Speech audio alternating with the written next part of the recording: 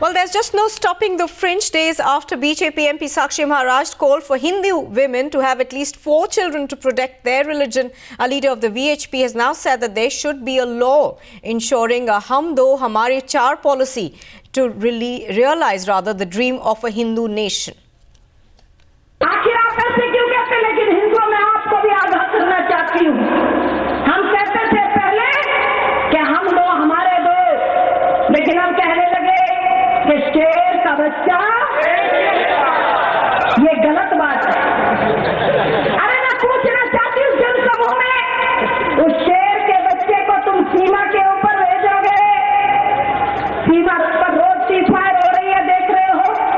पाकिस्तान बराबर धमकी दे रहा है, बदतमीजियां उसकी बढ़ती जा रही है। उस शेर के बच्चे को आप साइंटिस्ट बनाओगे?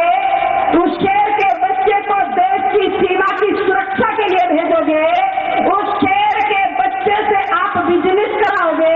उस शेर के बच्चे से आप प्रोफेसर बनाओगे? आखिर उस शेर के बच्चे से आखिर क्या करवाओगे? इसीलिए मैं निवेदन करना चाहती हूँ, शेर का बच्चा एक ही नहीं, हमें 4 बच्चे चाहिए। एक सीमा पर देश की रक्षा करेगा, एक संतों को दे दीजिए, एक समाज के काम आएगा। Well, Times Now's correspondent Arvind is now on the phone line. Arvind, there's just no stopping them, is there? Even though there is a policy laid down by the government, the 2-child norm, VHP leaders, fringe elements essentially continuing to make this demand. And however, we've not really seen the BJP leadership come out and make a strong statement yet. Yes, it's a very serious trend which has been growing in the country, that religious preachers are taking mantle of political advisors to the society and the ruling party at large. As far as the BJP leadership in Rajasthan is concerned, we have tried to talk to a few people, but they are not ready to come on record to say anything against the VHP leaders and their sermons coming out for them and the society, that how to govern this country. As far as Sadhvi Prachi is concerned, she has said that every Hindu should produce 4 child, but one should be sent to army, one should be dedicated, one should be given to VHP for their ideology propagation, then one should take the sannyas, and one child should be kept for the family by the each Hindu family. This event taken place in Bhilwara, where VHP's Dharma Samagam was held. Bhilwara is a traditional city. Most of the people here are religious people, business-minded people. This is a hub of the textile hub of Rajasthan, and there is huge fan following of these religious preachers here, because people are of conservation mindset.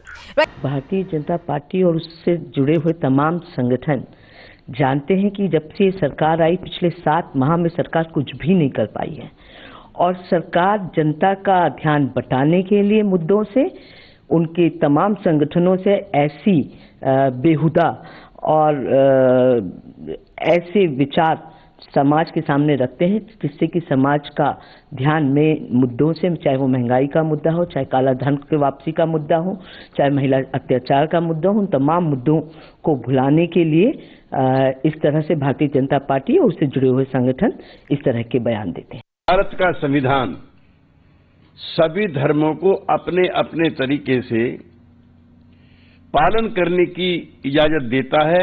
VHP के वक्तव्य संविधान विरोधी हैं और संविधान का उल्लंघन करने के आरोपी के रूप में इनके विरुद्ध कार्रवाई की जानी चाहिए।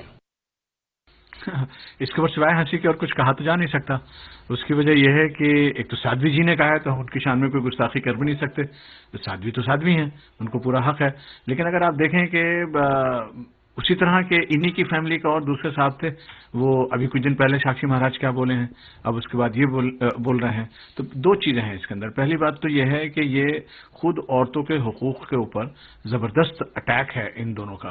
साध्वी जी तो खुद खातून हैं, तो उनको इस बात का ध्यान रखना चाहिए कि औरतें जो हैं वो बच्चे पैदा करने की मशीन नहीं है, बल्कि पूरी दुनिया के अंदर इस बात की है कि भाई औरतों का एक रोल है जनरेशन और नेशन बनाने के अंदर, उसको उन रोल को अप्रिशिएट करना चाहिए।